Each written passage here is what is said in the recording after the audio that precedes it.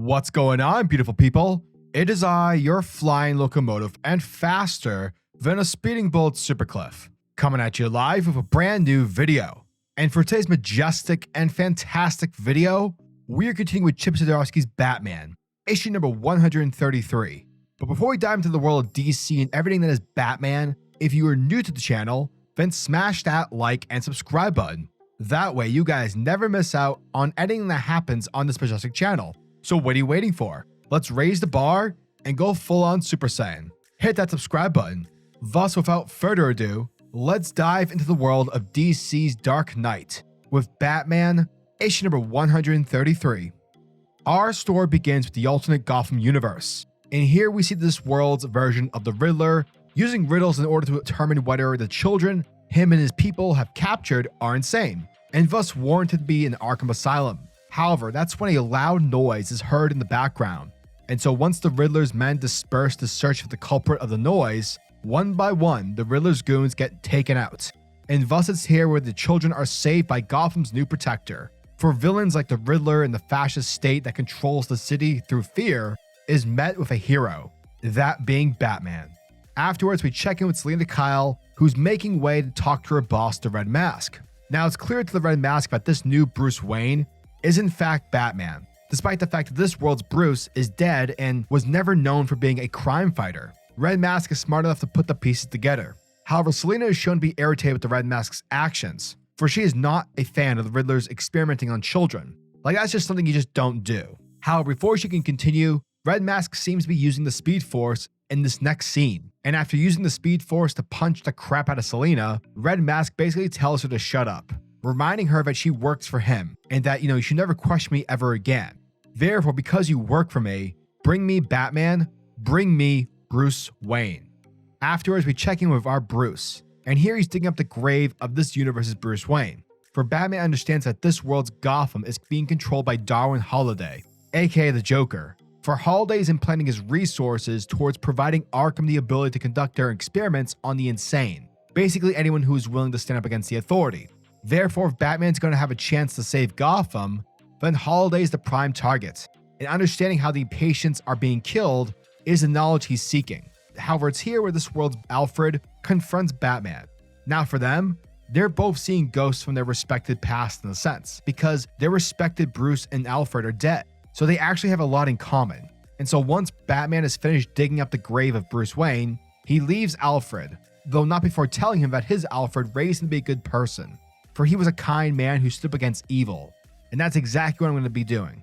Afterwards, at Batman and Jules' secret hideout, Batman is shown to be conducting tests on the Bruce Wayne's corpse. And according to the machines, it's apparent that his lungs were poisoned with gas. And get this, apparently there are traces on the body, a form of energy, multiversal energy, perhaps the same energy that Bruce needs to travel back home. Now, unfortunately, the discovery of good news is quickly demolished because a jacked up Harvey Dent and his police squad have managed to track down Batman, and thus Batman obliges this fight. He's willing to risk his life while Jewel helps the residents evacuate. Thus, a street fight begins, and starting things off, Batman utilizes smoke grenades. By using the smoke as cover, Batman's able to take out every squad member, leaving only him and Harvey to face off. And this fight gets bloody because not only is this world's Harvey Dent an actual trained fighter, he's jacked up on venom, making him 10 times stronger. However, this is a Batman book, so after a number of panels, Bruce is able to come out on top, for he's able to use Dent's strength against him. And by doing so, Batman is scaring the crap out of everyone, even Harvey. However, that's when Selina shows up, telling Batman that despite how effective Harvey is, he's just a grunt. He simply just takes orders. Now, Selina is fed up with what's happening in Gotham. She's fed up with how those in power are using their power, and she's tired of her boss. So instead of being an antagonist, she's here to be an ally, for she knows everything that you need to know about Arkham, and everything about the man who's running it. Thus, the enemy of my enemy is my friend, and that's exactly what happens. These two team up in order to stop the Red Mask, and the way they're going to be doing it is by using the Arkham Caves. And that, folks, was the end of Batman, issue number 133. And thank you guys for checking out my video, as it truly, truly means the world to me.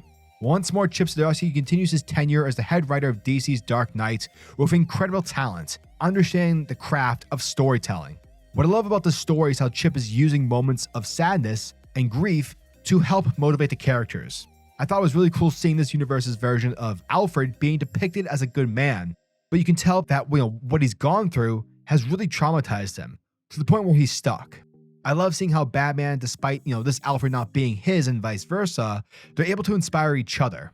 Batman's sitting up against the Gotham elite, and you can tell it's affecting Alfred. You can tell that it's slowly chipping away the fears of Alfred doing the right thing. Another thing this issue does really well was expand our understanding of Red Mask. Turns out the Red Mask has Speed Force abilities. I did not see that coming. However, with this reveal, it's not done to the max. It's literally a few panels of him using the Speed Force to punch Catwoman. However, because of Chip Zdarsky's ability to hold back and, restrain, it makes the Red Mask that more menacing. And clearly, as the story progresses, an obvious obstacle for our characters. Aside from artwork and muddy-looking style, Zdarsky's Batman can continue to be a good time. Rather than lean on the trope that everything that's happening is all in Bruce's head, this arc has become much more than that. Chip is taking what we as comic book fans are prone to anticipate and is shaking it up, providing a fun and interesting story.